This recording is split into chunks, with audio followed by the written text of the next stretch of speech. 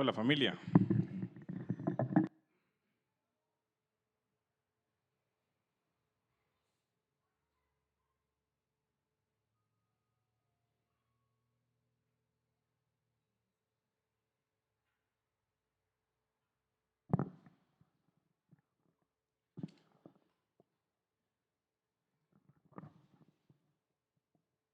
Es posible que alguno de nosotros, alguno de ustedes, nos haya tocado estar en un juicio. ¿Ok? Nos haya tocado ser puestos a prueba respecto a nuestras acciones. O inclusive que hayamos sido testigos o parte o identificado de lo que es un juicio. Y déjenme resumirle muy rápidamente cuáles son las partes que ocurren en un juicio y qué implica. Porque lo más importante es que hay en principio un acusador. Hay una fiscalía, hay un acusador que dice, ese fulano, ese perencejo, esa sutanita hizo tal y tal y tal cosa. Y por tanto, de acuerdo con lo que dice la ley, merece un castigo. Y déjame decirle algo, recibir acusaciones respecto a uno es horrible, es feo. Porque alguien te dice, usted cometió esto, usted hizo tal y tal cosa. Y alguien denigra su integridad y le dice, usted ha transgredido la ley, y no solamente le dicen que además de que es culpable, necesita recibir una sentencia y una pena. Una pena es un castigo de acuerdo y equivalente al delito que usted cometió. ¿Okay? Imagínese en esa situación. No estoy diciendo que usted necesariamente haya llevado un proceso penal, porque puede haber sido un choque de tránsito, puede haber sido una situación de una pensión alimentaria, puede haber sido una situación por un terreno, puede haber sido un juicio laboral. Hay un acusador que dice, usted hizo, y ese acusador va a poner el dedo delante suyo y le va a decir, usted es responsable. Del otro lado, hay una defensa. Y esa defensa dice, yo tengo la responsabilidad de decir que esta persona que está acá no cometió el delito que el acusador dice que hizo como tal. Y tratará de tomar la ley y decirle, vea lo que dice la ley, esa persona no es responsable de lo que usted está diciendo que es responsable. Merece su libertad, o merece el perdón, o no corresponde que reciba ninguna sentencia. Y el defensor tiene la posibilidad y la potestad de representarlo a usted. ¿Delante de quién? De un juez. Entonces, tanto el acusador como el defensor le van a presentar alegatos al juez, diciéndole, señor o señora juez, tome una decisión en justicia y determine si corresponde un castigo o si corresponde la inocencia y libertad de esta persona. Y ahí pasarán testigos. Y ahí tendrá la posibilidad usted de presentar su declaración y decirse, yo no soy culpable. No le estoy pidiendo que me levante la mano, pero si usted ha estado en un juicio, si usted ha estado ante un tribunal, sabe que es una afrenta difícil de ponerse delante de. ¿Ok? Realmente si siente usted que está siendo puesto a prueba de una forma muy particular. ¿Ok? Resulta que Hechos capítulo 25, siguiendo con las lecturas que hemos estado haciendo de enseñanzas, ya no sé ni por cuántos meses, ¿verdad? Hemos hecho ¿cómo se llama? Paradas, ¿verdad? Estratégicas. Seguimos en Hechos 25 y la próxima semana en Hechos 26. El apóstol Pablo está en un proceso de juicio. Y la forma más sencilla de poder sistematizarlo es pensar que Pablo debe enfrentarse a la justicia humana por todo lo que a él se le está acusando y por todo llevar adelante el ministerio que nuestro Señor Jesús puso a él. Y vamos a ir identificando esta sistematización de lo que es un juicio en la misma palabra. Particularmente hoy vamos a estudiar Hechos 25. Es un pasaje muy particular porque nos presenta una transición del procedimiento antes de que Pablo pueda presentar su defensa. ¿Ok? Por eso hemos leído este pasaje. Entonces, vamos a ver qué implica ponernos delante de un juez, ponernos delante de un acusador y poder también la posibilidad de defendernos. Oremos. Mi buen Señor, Dios Todopoderoso, en esta mañana empezamos declarando delante tuyo que sabemos y reconocemos que eres un juez justo, maravilloso y poderoso, que estás en control de absolutamente todo.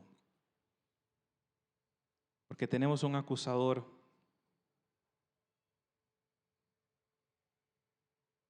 pero también tenemos un abogado que nos defiende delante tuyo, Señor. Y en esta mañana queremos aprender de tu palabra y pedimos, Padre Celestial, que nuestro corazón y nuestra mente esté abierta. Danos palabras de sabiduría y bendición a todos nosotros. Oramos en el nombre de Jesucristo, nuestro Señor. Amén. Amén. En los últimos capítulos de Hechos, los capítulos anteriores, vemos que Pablo, después de haber realizado un viaje, llega nuevamente a Jerusalén. Y en Jerusalén Pablo es acusado, tomado preso, ¿verdad? Ahí en medio de la situación con las diferentes sectas, fariseos, saduceos y demás. Y en una situación muy particular, cuando Pablo está en prisión, los romanos deciden llevar a Pablo protegido por un grupo de soldados, caballerías y todo lo demás, desde Jerusalén hasta Cesarea. Una ciudad que está, no sé, 90, 100 kilómetros de Jerusalén, muy cerca del mar. Y Pablo está ahí en Cesarea, ¿verdad? En medio de esa situación, y la semana pasada ustedes vieron de que él tuvo que presentar defensa delante del gobernador Félix. Ya eso lo vieron la semana pasada con Julio, ¿verdad? Pero hay algo que llama la atención y quisiera que antes de leer el capítulo 25 repasáramos el capítulo 24, versos 26 y 27, porque nos va a servir de contexto para lo que vamos a trabajar el día de hoy. ¿Ok? Dice ahí: al mismo tiempo tenía esperanza de que Pablo le diera dinero. Por eso acostumbraba a llamarlo con frecuencia y conversar con él. Y termina el verso 27, transcurridos 2 años, Porcio Festo llegó como sucesor de Félix y deseando hacer un favor a los judíos, Félix dejó preso a Pablo. De un momento a otro han pasado 2 años de tiempo y Pablo sigue ahí preso durante 2 años sin que su causa se haya movido. Déjeme decirle algo, y aquí hago la primera afirmación procesal, diré un abogado. Todo preso merece un juicio. Repito, todo preso merece un juicio. Es decir, que la razón por la cual la persona está presa sea puesta en conocimiento de un juez. Imagínese usted 2 años ahí detenido en una cárcel sin que nadie le diga, mira, vamos a revisar tu caso. Vamos a ver por qué es que estás preso y buscarle una sentencia de situación. No, Félix sencillamente esperaba que Pablo le diera un dinero para poder salir y lo dejó preso durante 2 años. Hasta que un día llega Porcio Festo, un nuevo gobernador, un nuevo procurador de Judea, y muy pronto se da cuenta, ¿verdad? Solamente 3 días después, ¿verdad? Cuando él sube de Cesarea a Jerusalén. ¿Y por qué decimos subir? Porque Cesarea estaba como al nivel del mar y Jerusalén estaba, vamos a decirlo, en una zona más alta. Entonces la Biblia con frecuencia nos relata subir a Jerusalén porque implicaba, ¿verdad?, subir en la altura del mar. Porcio Festo, a los 3 días, él llega muy enérgico y dice, vamos a ir a Jerusalén, que es el centro político más importante, perdón, el centro religioso, donde hay una mayor cantidad de personas, donde están los judíos, vamos a ver qué pasa. Y dice el versículo del 25, y los principales sacerdotes y los judíos más influyentes le presentaron acusaciones contra Pablo e insistían con Festo, pidiendo el favor de que hiciera traer a Pablo a Jerusalén, preparando ellos al mismo tiempo una emboscada para matarlo en el camino. 2 años han pasado desde que Pablo está guardado en Cesarea. Ni siquiera está en Jerusalén, está en Cesarea. 2 años han pasado y estos hombres siguen tan enojados como el primer día. El rencor, el odio, la ira no se resuelven con el tiempo, nos parece indicar ese pasaje. Ellos seguían molestos, totalmente, vamos a decirlo, amenazados por la verdad que Pablo estaba trayendo. Dicen, no importa que Pablo esté allá metido en Cesarea, en una cárcel, haremos todo lo posible por hacer nuestra propia justicia. ¿Okay? Ahora bien, ¿por qué los judíos estaban enojados? Porque sabían que si Pablo era puesto en un juicio justo, en un juicio correcto, donde había un buen defensor y un acusador y tenían que ponerse los hechos con respecto a la ley, delante del juez, ¿qué creen que iba a pasar con Pablo? Iba a salir libre. No tenían una verdadera causa en contra de Pablo. Por eso ellos decían allá en el palacio, no tenemos la posibilidad de matarlo. Entonces necesitamos que Pablo, cuando vaya subiendo un grupo de nosotros, ¿verdad? O personas que nosotros destaquemos, pues realice una fechoría, lo secuestre y podamos matarlo y hacer nuestra propia justicia. Vean cómo otra vez el procedimiento que yo les decía, todo preso merece un juicio justo. Pero ellos dicen, nosotros no queremos esa justicia, nosotros queremos la nuestra. ¿Y saben qué es lo sorprendente? Quienes que están planificando y planeando todo esto son religiosos, los principales. Ellos no eran sicarios, no son asesinos, son sacerdotes. Sumamente fuerte entender que los más influyentes entre los judíos no querían justicia imparcial, querían justicia en mano propia. Y están dispuestos a hacer matráfulas para llevar adelante sus propios deseos. Y esto nos deja una enseñanza bastante importante. Si el Dios, y aquí utilizo Dios con minúscula, ¿verdad? Si el Dios al que sirve o al que sirves te insista a mentir, a matar, a delinquir o hacer alguna otra fechoría, ese no es el Dios bíblico.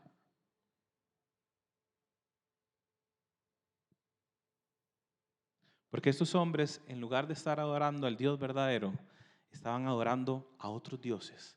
Y probablemente esos dioses sean sus propios egos, sus propios orgullos y su propio interés. Y la justicia que querían no era una justicia para Pablo, ¿verdad? O para el pueblo, sino una justicia que favoreciera su orgullo, su ego, su interés, sus puestos y sus verdades. Y aquí utilizo una comilla. ¿Cuál fue la premisa que yo les decía? Todo preso merece un juicio justo. Y ellos dijeron, Pablo se merece nuestra justicia y vamos a hacer lo necesario para matarlo.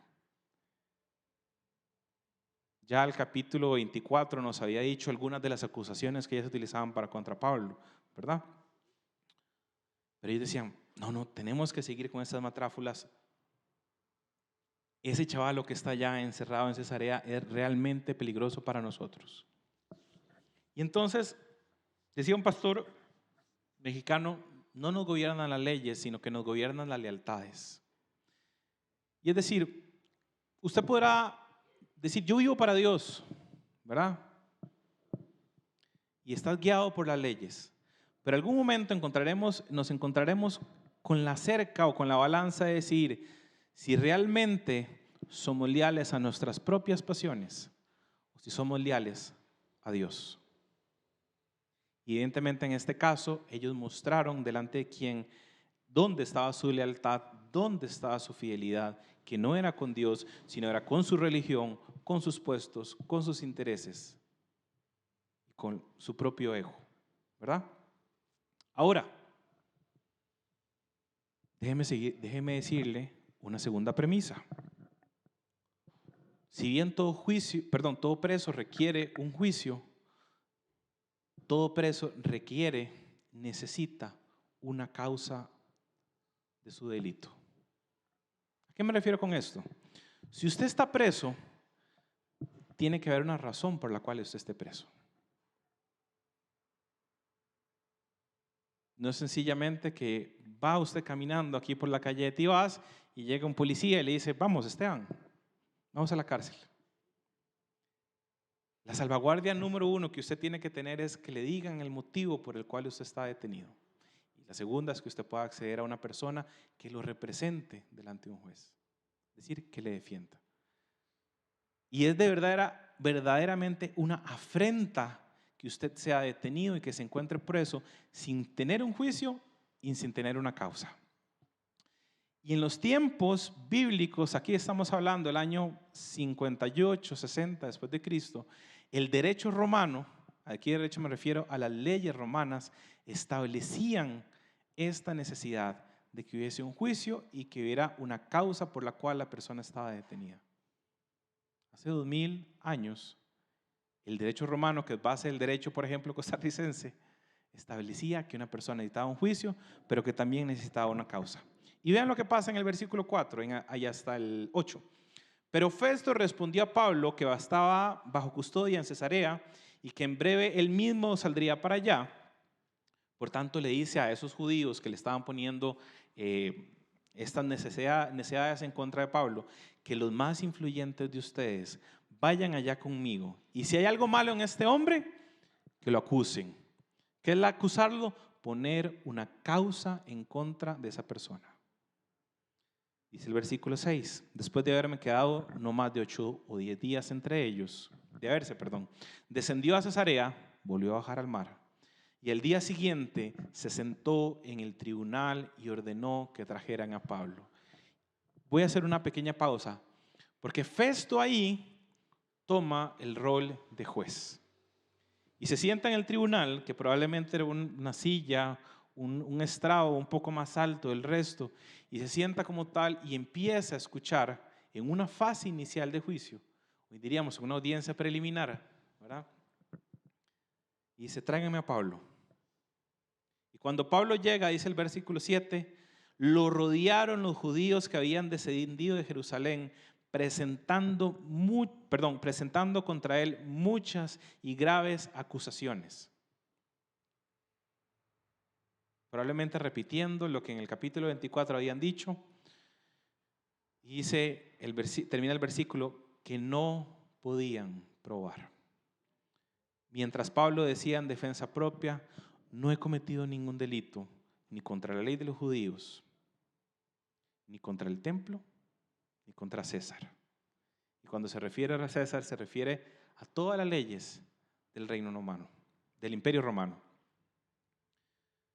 Festo comprende algo particular como procurador de Judea, y es que Pablo merecía un juicio justo.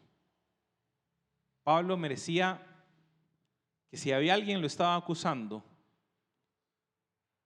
¿verdad? No solamente llegara él y dijera, tome, aquí está Pablo, procedan con él porque ustedes puestan una acusación de que él es sedicioso, etc. Sino que él sabe que Pablo necesita ser escuchado por un juez imparcial. Y en ese momento Pablo recibe mentiras, chismes, injurias, prejuicios, insultos, toda cantidad de cosas que usted se puede imaginar.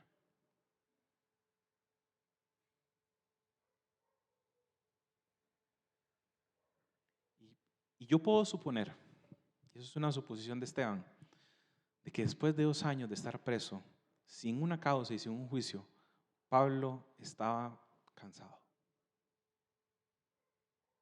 Pablo estaba probablemente debilitado físicamente. No sé si usted alguna vez ha puesto un lugar en una celda, en una cárcel, pero es un lugar que te aplasta.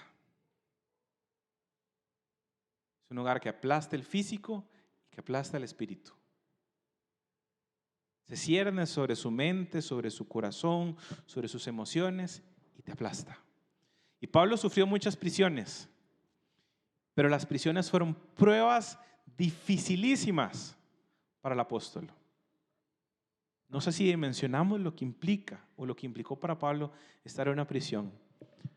Y yo les digo algo, esas prisiones romanas no se parecen a las prisiones de hoy. Vaya, vea la película El Conde de Montecristo y yo creo que pueden andar por ahí algo parecido. Un calabozo oscuro, húmedo, sin luz, sin aire, sin sonido. Y después de 2 años, tráigame a Pablo, dice Festo.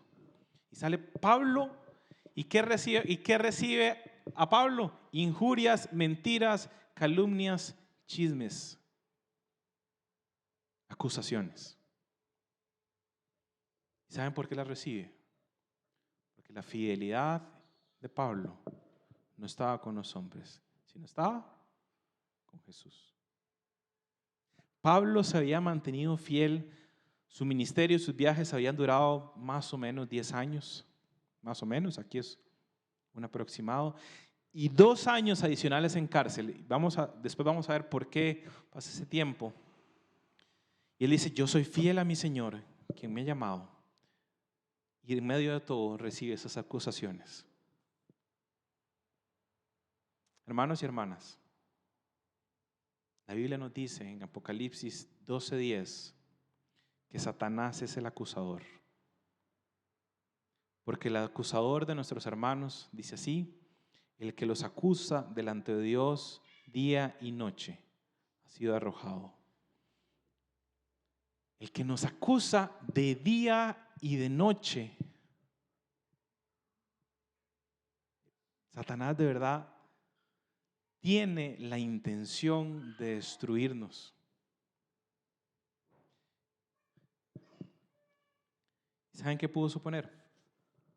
Que muchas de esas acusaciones podrán ser verdad. Porque de verdad yo he pecado. De verdad hemos pecado delante de Dios. De verdad hemos cometido transgresiones delante de nuestro Señor.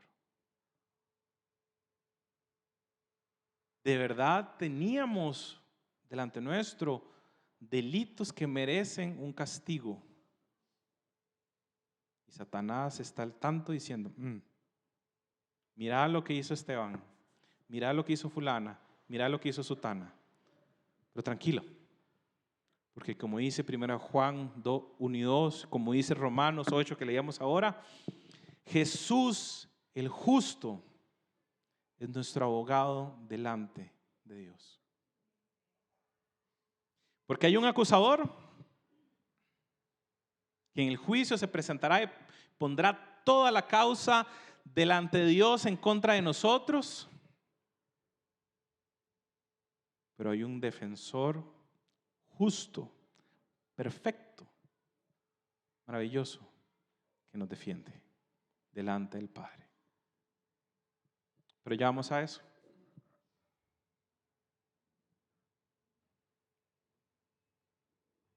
Yo no sé usted, pero el escuchar esas acusaciones, esas injurias, esas mentiras, nos hacen un llamado particular a que seamos íntegros, irreprensibles delante de los demás en nuestro testimonio.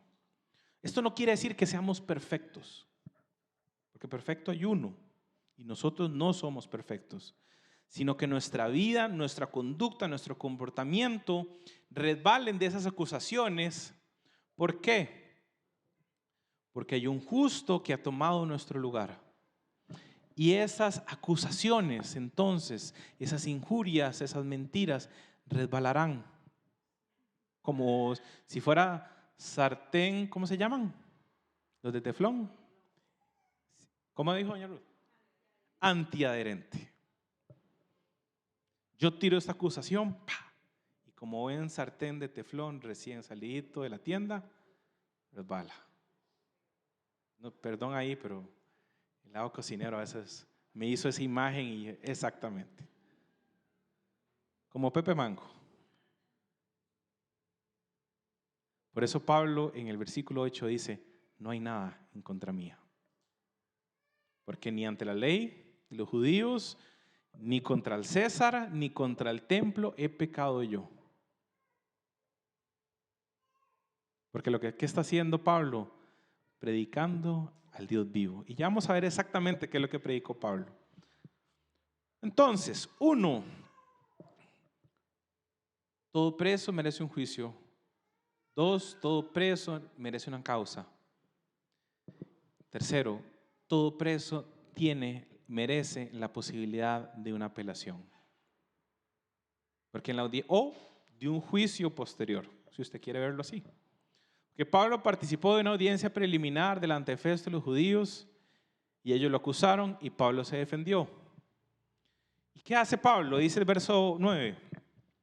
Pero Festo, queriéndole hacer un favor a los judíos, respondió a Pablo y le dijo, ¿estás dispuesto a subir a Jerusalén y ser juzgado delante de mí por esas acusaciones? Entonces Pablo respondió, ante el tribunal de César estoy, que es donde debo ser juzgado. Ningún agravio he hecho a los judíos, como también usted muy bien sabe. Si soy pues un malhechor y he hecho algo digno de muerte, no rehúso morir. Pero si ninguna de estas cosas de que ellos me acusan es verdad, nadie puede entregarme a ellos.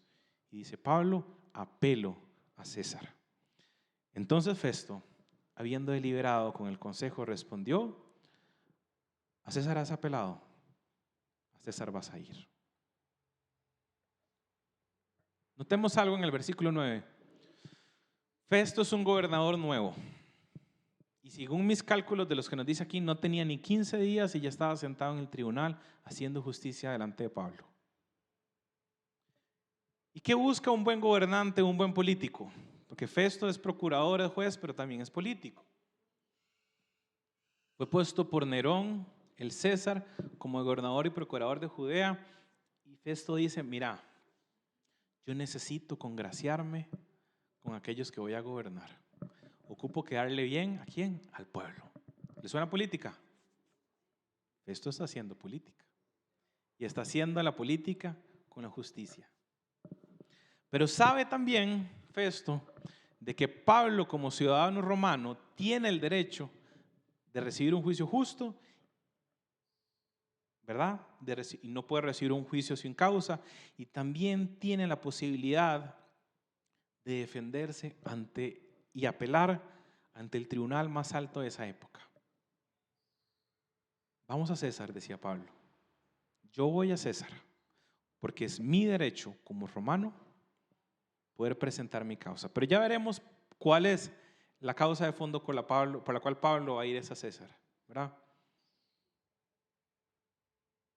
Ahora, Pablo necesita pasar por un proceso.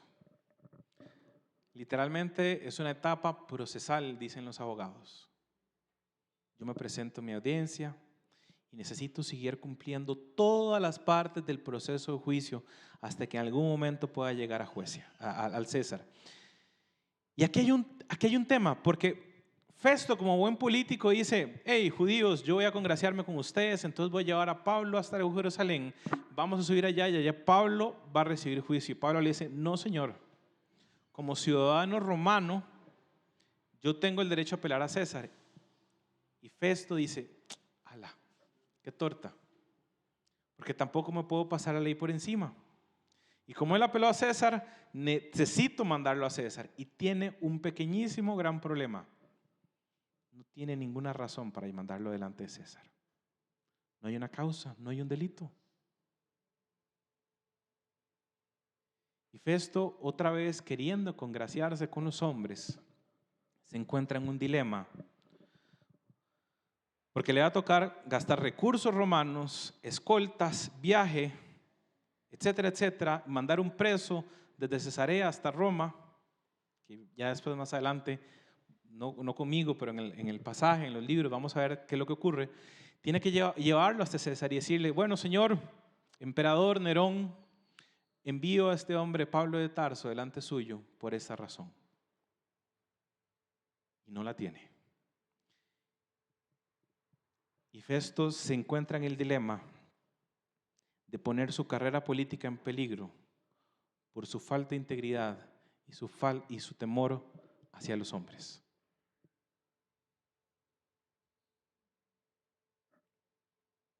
¿Quería congraciarse con los judíos? Pablo le dice, le recuerda, mi derecho es este. Bueno, te mando a César, pero pongo mi carrera política en peligro porque no tengo ninguna causa para enviarte. Es interesante ver cómo las leyes humanas también obran a favor del ministerio maravilloso y el evangelio de Dios. Entonces, si un preso merece un juicio, si un preso merece una causa, si un preso merece también, la posibilidad de ser apelado, cuando un juez unitario tiene duda, puede mandar a llamar a un tribunal.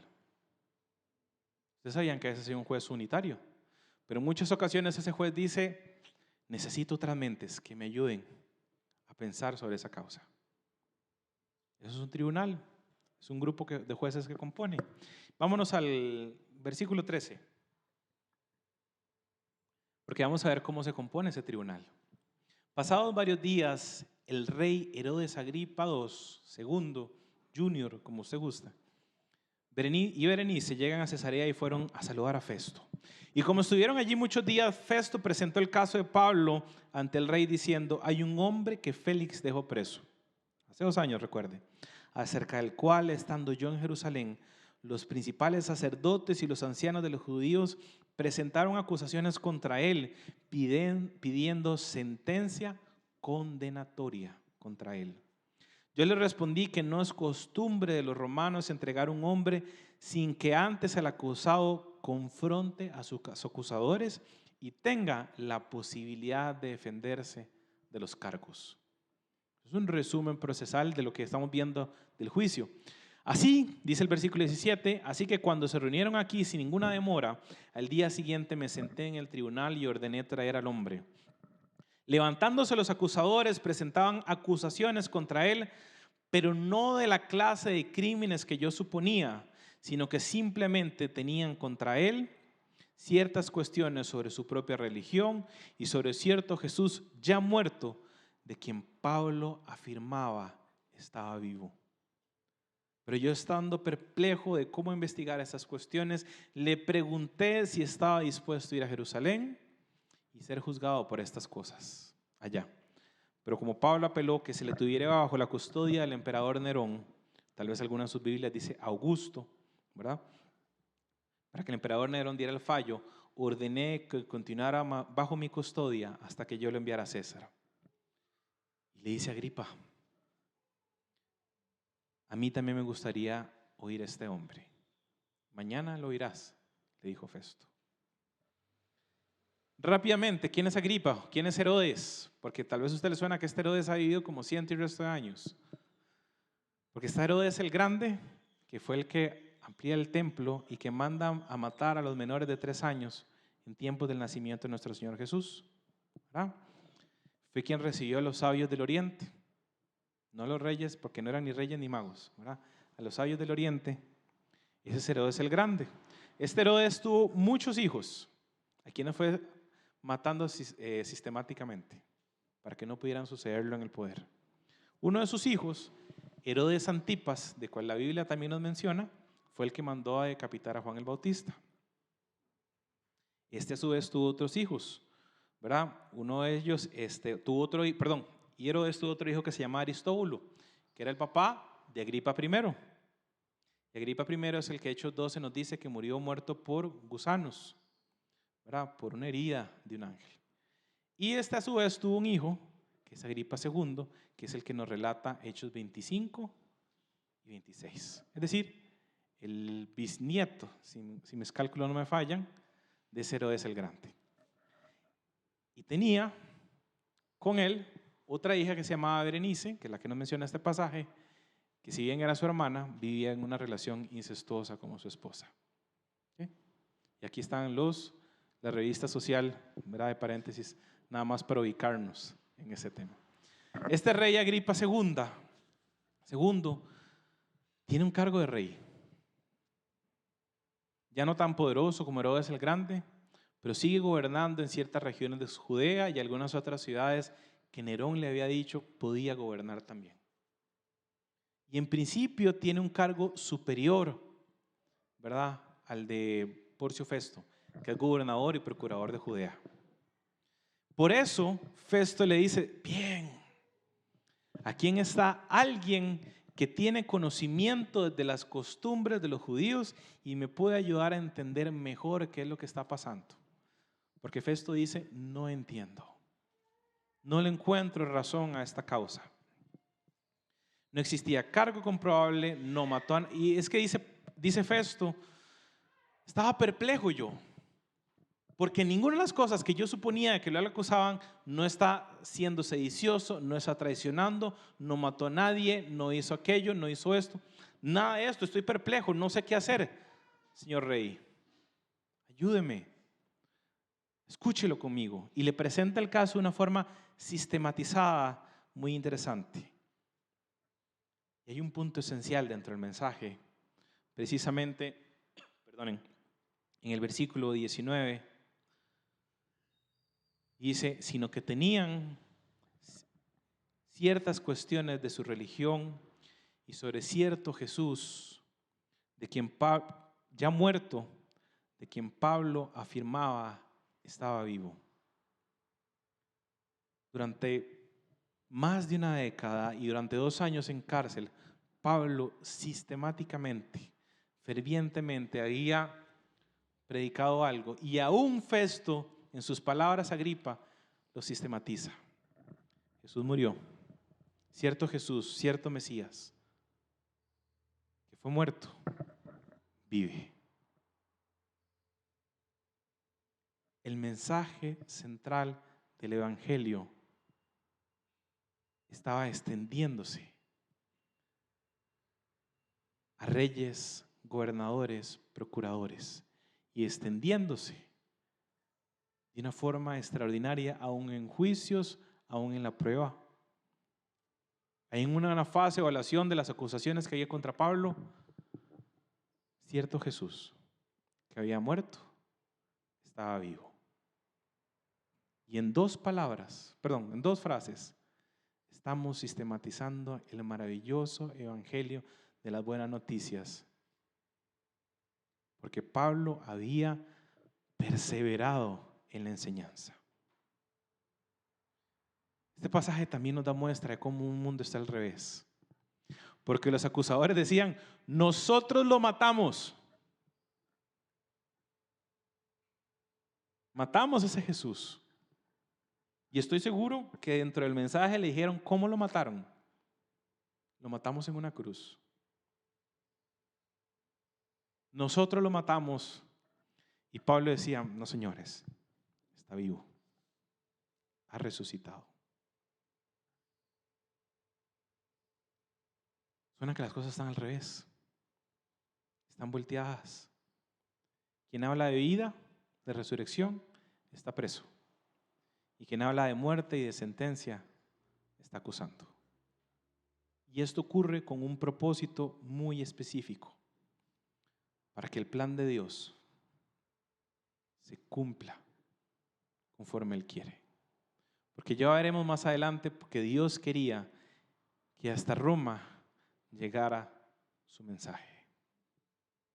Maravilloso. Extraordinario. Dios le dijo a Pablo, Jesús, quiero que seas mi testigo entre los gentiles. Y Pablo ha durado más de 10 años recorriendo Europa, parte de Asia, el Mediterráneo, llevando las buenas noticias de salvación de que el que había muerto ha resucitado. Y quería además de que llevara este mensaje a naciones, gentiles y reyes. Y ahí, como vamos a ver la otra semana, Pablo tiene la posibilidad de llevar su mensaje delante de Agripa. Quinto, todo preso tiene la posibilidad de una defensa. Dice el versículo 23, así que el día siguiente, cuando Agripa II y Berenice entraron al auditorio, en medio de gran pompa, acompañados por los comandantes y los hombres importantes de la ciudad, por orden de Festo, fue traído Pablo. Y hay una palabra importante y es que dice, con mucha pompa. No es que alguno de ellos tuviera alguna facultad física especial, sino imagínense todo el despliegue de lujo, trompetas, ropas, soldados, desfiles, que va a ser el traspaso de poderes en Costa Rica. Toda la pompa que las películas del Imperio Romano le presentan, estaban ahí presentes, porque estaba entrando Agripa, Herodes el rey, con Berenice, su hermana y esposa, y Porcio Festo, el gobernador y procurador de Roma, y todas las personas importantes que habían en ese momento, con un afán político y de gran pompa, van a transitar adelante. Y al final entra Pablo, encadenado, probablemente. El texto no lo dice, pero yo puedo suponer que si viene de cárcel, de prisión, viene encadenado, ¿verdad? Y dice Festo, rey Agripa y todos los demás aquí presentes con nosotros, ese es el hombre acerca del cual los judíos, tanto en Jerusalén como aquí, me hicieron una petición declarando a gritos que no debe vivir más. Dice el 25, pero a mí me parece que no ha hecho nada digno de muerte, pero como él mismo apeló al emperador, he decidido enviarlo a Roma. Sin embargo, no tengo nada definido sobre él, no tengo causa para escribirle a mi Señor. Por eso lo he traído delante de ustedes y especialmente delante de ti, rey Agripa, para que después de que se le interrogue, yo tenga algo que escribir. Porque me parece absurdo enviar un preso y no informar también los cargos en su contra. Y ante el tribunal, Festo le dice a Agripa y a todos los presentes, no hay ninguna causa, aunque este tipo todo el mundo lo quiere matar, no encuentro ningún motivo para llevarle un escrito que le diga al mismísimo emperador Nerón, este señor merece ser llevado delante suyo y ser juzgado por lo siguiente. No tengo cómo. Y Festo dice, él es inocente. Pero como apeló a Roma, apeló a César, apeló a Nerón, tengo que enviarlo. Y le dice a Agripa básicamente, ayúdame.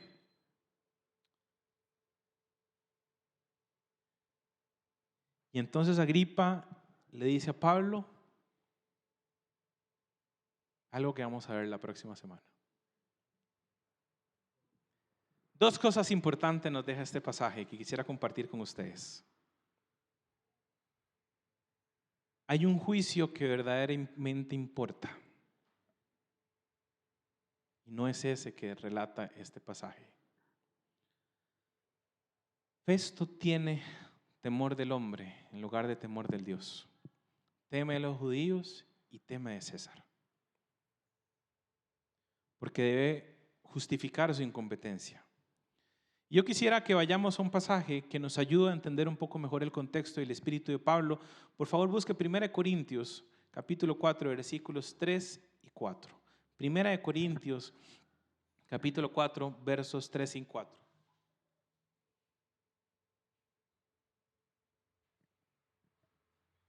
Primera de Corintios, capítulo 4, versículos 3 y 4. ¿Lo tienen? Sí. Dice así, escucha al apóstol Pablo en su carta a los Corintios.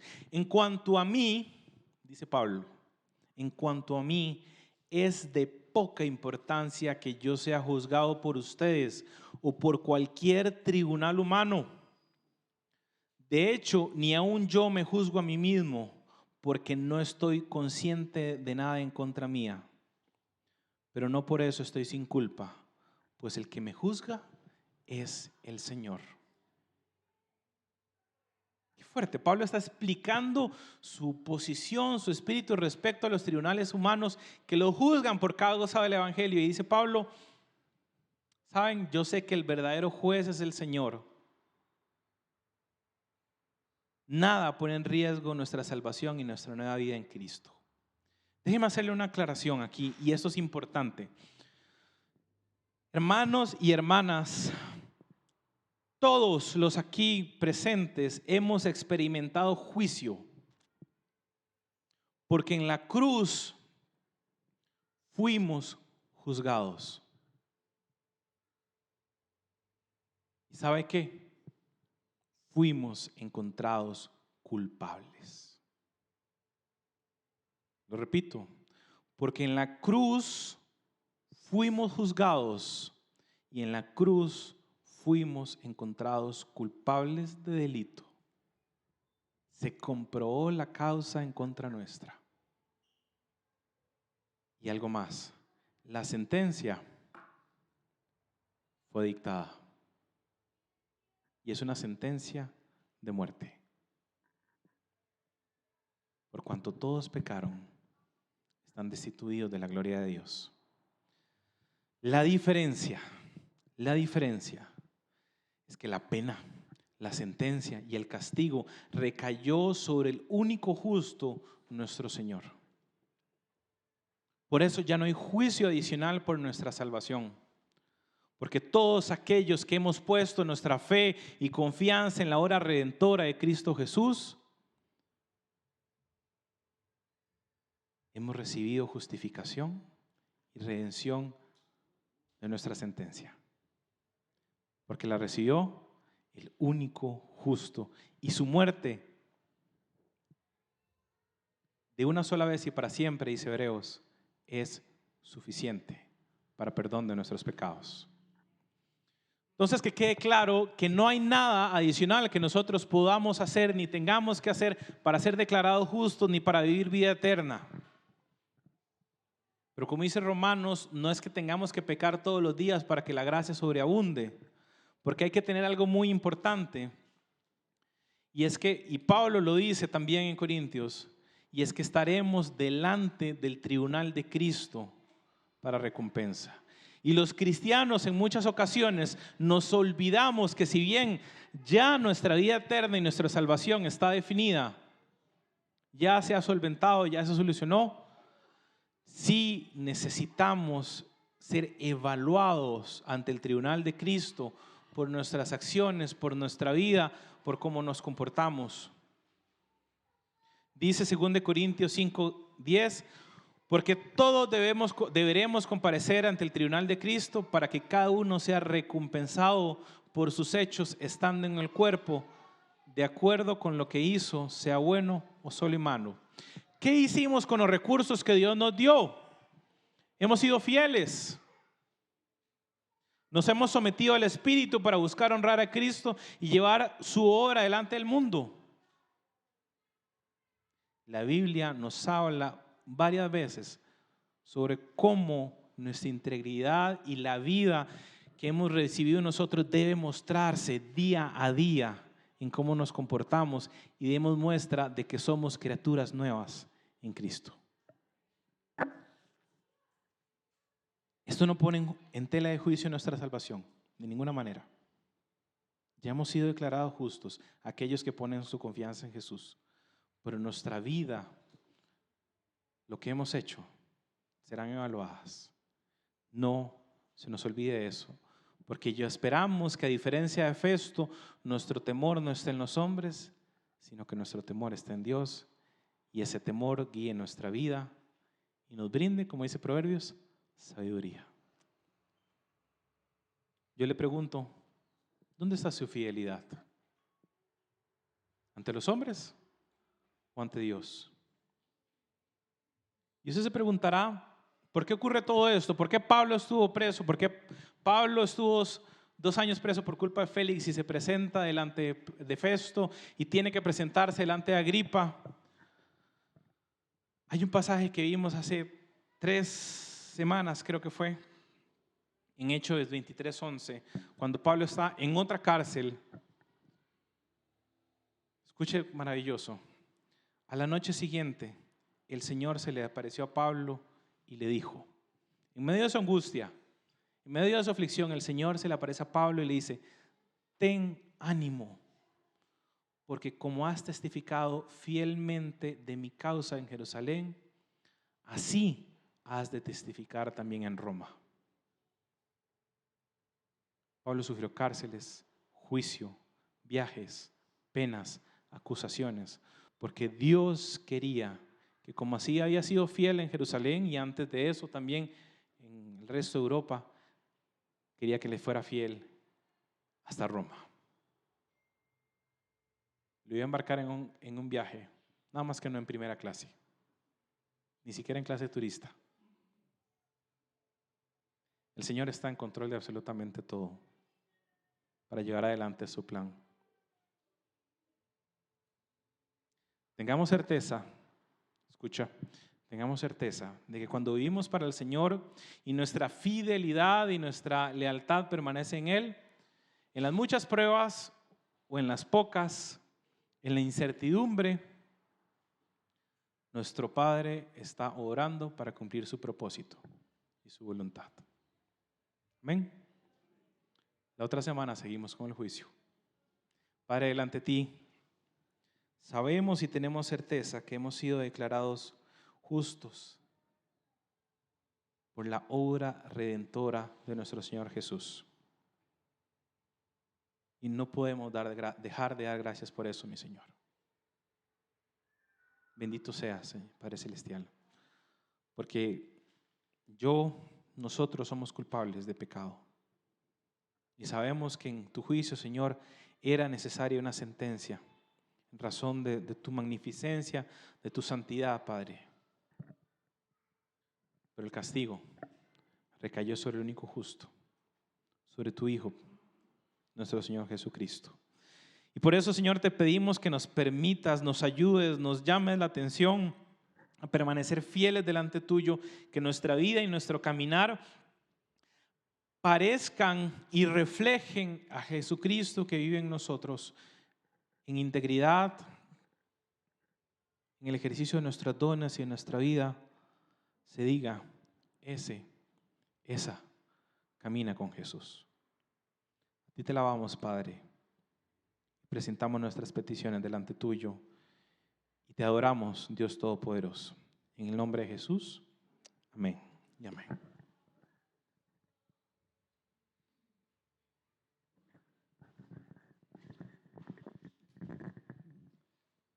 Muchas gracias, Ethan, por esta prédica que sin duda alguna nos enseña cómo el Señor está en absolutamente control de todo. Y antes de cerrar el culto, solamente recordarles que el día de hoy tenemos almuerzo atrás y también a los padres de familia que tienen niños en familia C3, tenemos una pequeña reunión con Rebeca, que va a explicar algunas cosas del programa que se va a estar trabajando con los niños. Entonces pueden venir aquí al frente y quedarse aquí un momentito antes de pasar a almorzar. Pero mientras tanto, yo sé que muchos los he visto así como muy abrazaditos, como muy encogidos. Me pregunto por qué será. Pongámonos en pie, hermanos, para empezar a entrar al calor y cerrar este hermoso y rico tiempo en el cual hemos podido alabar el nombre de nuestro Dios, hemos escuchado su palabra y hemos clamado a Él.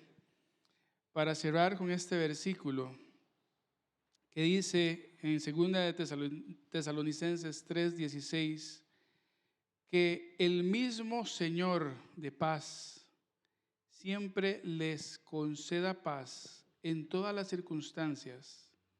El Señor sea con todos ustedes. El Señor les bendiga, hermanos. De esta forma estamos despedidos.